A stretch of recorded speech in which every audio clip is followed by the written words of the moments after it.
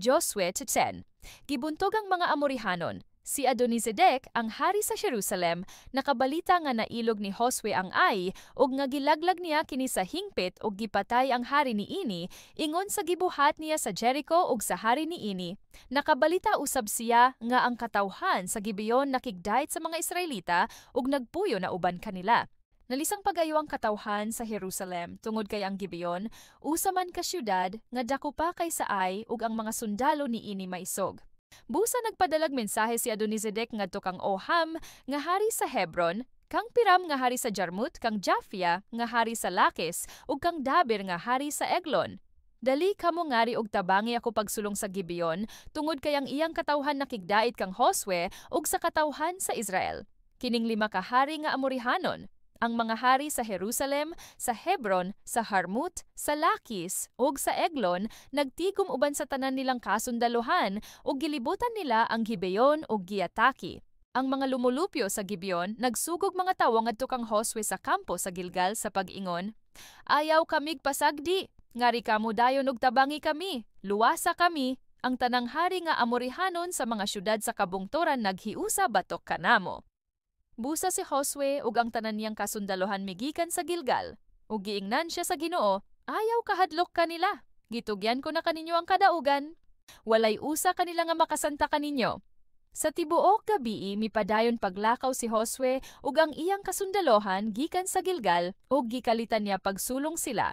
Gilisang sa Ginoo ang mga kaaway sa pagkakita nila sa kasundaluhan sa Israel, ug gipamatay sa mga Israelita ang ilang mga kaaway dito sa Gibeon, o gigukod nila sila ngadto sa ubos nga agianan sa bukid sa Beth-horon sangko sa habagatan sa Aseka ug Makeda. Samtang misibog sila lugsong sa Beth-horon ngadto sa Aseka, gipaulanan sila sa Ginoo og dagkong yelo ug nangamatay sila. Mas daghan pa ang nangamatay gumikan sa yelo kaysa napatay sa mga Israelita. Sa adlaw nga gihatagan sa Ginoo og kadaoga ng Israel batok sa mga Amorihanon, si Josue misulti sa Ginoo atubangan sa mga Israelita. Adlaw, hunong diha tungod sa Gibeon. Bulan, hunong ibabaw sa walog sa Ayalon. Ang adlaw ug ang bulan mihunong hangtod nga nabuntog sa mga Israelita ang ilang mga kaaway. Nasulat kini sa basahon ni Jasar. Mihunong ang adlaw sa kinatun-an sa langit ug wala mosalop sa tibuok adlaw. Wala pa gayud mahitabo sukad masukad nga ang Ginoo misugot sa mando sa tawo, kay ang Ginoo nakig-away man dapig sa mga Israelita. Unya si Josue ug ang kasundaluhan sa Israel mibalik sa kampo sa Gilgal. Gidakop ni Josue ang 5 ka haring Amorihanon. Miikyas ang 5 ka hari ug nanago sa langob sa Makeda. May nakakita kanila nga mitago dito ug gisuginlan si Josue mahitungod niini. Busa miingon si Josue, "Paligirig dagkong bato aron matak-opan ang baba sa langob. Paguwardiyahi, kini apan ayaw kamog pabilin dito. Gukda ang mga kaaway ug atakiya sila gikan sa likod. Ayaw silag paadtoa sa ilang syudad? Ang Ginoo nga inyong Dios naghatag kaninyo kadaogan batok kanila." Gipamatay sila ni Josue ug sa mga tawo sa Israel ug ang wala mapatay nakaikyas sulod sa mga kota sa ilang syudad. Ang mga sundalo ni Josue wala maunsa ug mibalik sila kaniya dito sa kampo sa Makeda. Walay sibisan kinsa nga nangahas pagsulti batok sa Israel. Unya miingon si Josue, "Ablihi ang baba sa langob ug dad-ang ngari kanako ang 5 ka hari." Gituman nila kini. Gikuha nila ang mga hari sa Jerusalem, sa Hebron, sa Jarmut, sa Lakis ug sa Eglon. Sa nadala na ngadto kang Josue ang mga hari, gitigom niya ang tanang tawo sa Israel ug giingnan niya ang iyang mga opisyal nga kuyog kaniya, ngari kamo ug yataki ang mga liog niining mga hariya. Ila kining gibuhat. Unya miingon si Josue kanila, "Ayaw kamo kahadlok o kaluya. Lig-ona ang inyong kaugalingon ug pagmaisogon kay buhaton kini sa Ginoo sa tanan ninyong kaaway."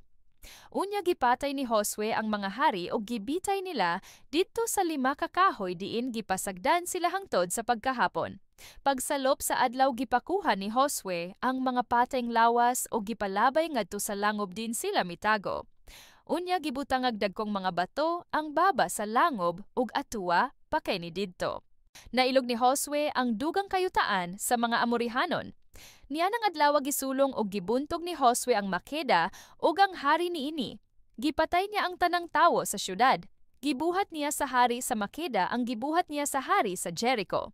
Human niini, si Josue ug ang kasundaluhan sa Israel mipadayon gikan sa Makeda ngadto sa Libna ug gisulong kini. Gihatagan na usab sa Ginoo ang mga Israelita ug kadaogan batok niining syudara ug sa iyang hari. Gipatay gayud niya ang tanang tawo niining dapita. Gibuhat niya ngadto sa hari sa Libna ang gibuhat niya sa hari sa Jericho. Human niini, si Josue ug ang kasundaluhan sa Israel mipadayon gikan sa Libna ngadto sa Lakis. Gilibutan kini nila og giataki. Gihatag sa Ginoo ang kadaogan ngadto sa mga Israelita batok sa Lakis sa ikaduhang adlaw sa gubat. Sama sa gibuhat niya sa Libna, gipatay niya ang tanang tawo. Unya si Horam, ang hari sa Gaser, miadto aron pagtabang sa Lakis-apan siya ug ang iyang katawhan gibuntog ni Josue ug gipamatay silang tanan. Human niini, si Josue ug ang kasundaluhan sa Israel mipadayon gikan sa Lakis ngadto sa Eglon. Gilibotan nila kini og giataki. Sa maong adlaw gibuntog kini nila ug gipatay ang tanang tawo niini sama sa gibuhat niya sa Lakis. Human niini, si Josue ug ang kasundaluhan sa Israel mipadayon gikan sa Eglon ngadto sa kabungturan sa Hebron. Gisulong nila kini ug giilog. Gipatay nila ang hari ug ang tanang tawo sa syudad ingon man ang silingang kalungsuran. Gihukman ni Josue nga laglagon sa hingpit ang syudad ingon sa gibuhat niya sa Eglon ug walay gibilin nga buhi. Unya si Josue ug ang kasundaluhan sa Israel mibalik sa Dabir ug giatake kini. Giilog niya kini uban sa hari niini ug ang tanang kasikbit nga kalungsuran. Gipatay nila ang tanang tawo. Gibuhat ni Josue sa Dabir ug sa hari niini ang gibuhat niya sa Hebron, sa Libna ug sa mga hari niini. Giilog ni Josue ang tibuok yuta. Gibuntog niya ang mga hari sa mga syudad sa kabungtoran, ang dapit sa Negeb, ang syudad sa kapatagan ug ang didto sa ubos sa kabungtoran. Wala siya'y gibiling buhi sumala sa sugo sa Ginoo nga Dios sa Israel. Gibuntog sila ni Josue gikan sa Cades Barnea sa habagatan ngadto sa Gaza duol sa baybayon, lakip sa tanang dapit sa kabungtoran sa Gosen ngadto sa amihanan dapit sa Gibeon. Gibuntog ni Josue kining tanang hari ug ang ilang mga teritoryo sulod sa usa ka pagsulong tungod kay ang Ginoo nga Dios sa Israel nakig-away man alang sa Israel. Human niini, si Josue ug ang kasundaluhan sa Israel mibalik sa kampo sa Gilgal.